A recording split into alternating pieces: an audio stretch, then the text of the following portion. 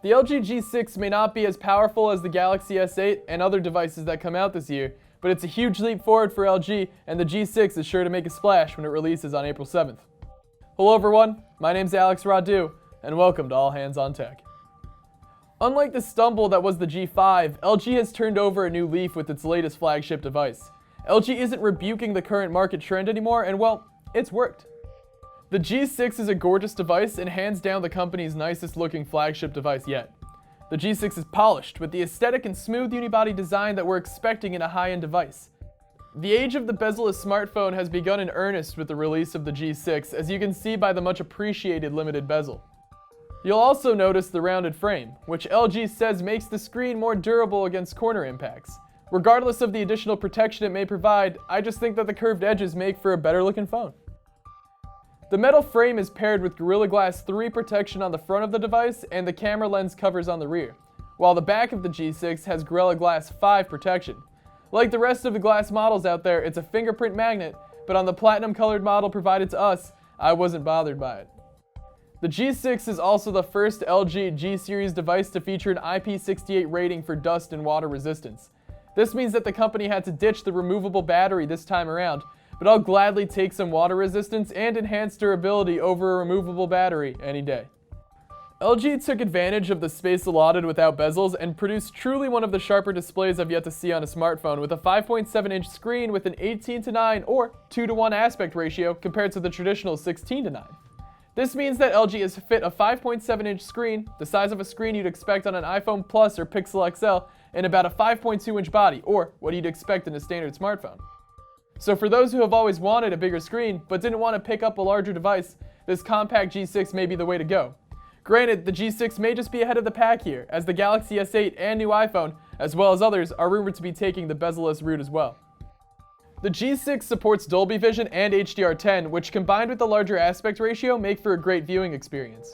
However, as of now, the apps you'd be using haven't exactly caught up with LG. YouTube doesn't always fill the entire screen, generating letterboxes on the side, and Netflix is yet to update its mobile app to support either Dolby Vision or HDR10. However, some Netflix shows are natively shot in 2:1, which largely just leads to an inconsistent experience for now. I'm sure that'll change as this new aspect ratio becomes the norm throughout 2017 though. I mentioned in my first impressions video how much I was enjoying the camera on this device, and that hasn't changed. 13 megapixels doesn't make the G6 the smartphone with the best camera around, but the dual 13 megapixel rear cameras make it something special. The same goes for the increased 125-degree field of view made possible on the front camera. It's not breaking any records quality-wise, but it's certainly giving me more options. I've had some fun tinkering with the additional features made possible by the 2:1 aspect ratio. The regular snapshot is perfect for Instagram, and for those who like to make collages, you'll never have an easier time than with the new grid shot option. The new guide shot mode that allows you to use a pre-made template or a previous photo as a guide for framing and composition has been fun as well, and the pictures taken can easily be turned into GIFs.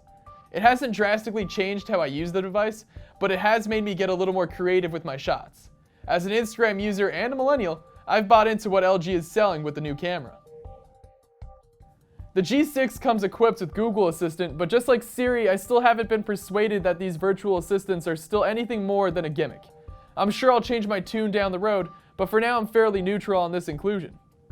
There's been a lot of talk about the decision to include last year's chipset, the Qualcomm Snapdragon 821 processor, compared to the 835 processor expected in the other devices releasing this year. Personally, I'm indifferent about this. Unless you're dying to have the absolute best technology available, last year's chipset will probably be more than enough for you. Even with the 821, the G6 feels pretty fast to me. The bigger issue is the lack of consistent features region-round. The Quad DAC is limited to devices for sale in South Korea only, and only those in the US and Canada have the new wireless charging capabilities, but are then limited to 32 gigs of internal storage. Meanwhile, G6s sold in Europe have none of those features at all.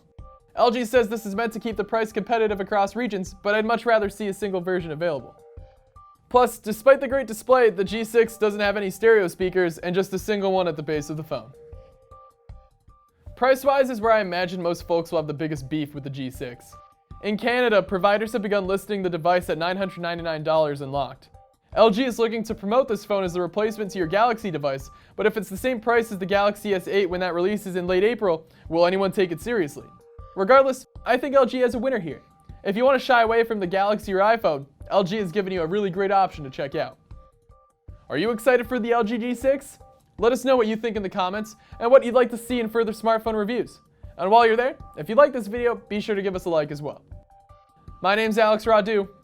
Thanks for watching All Hands on Tech.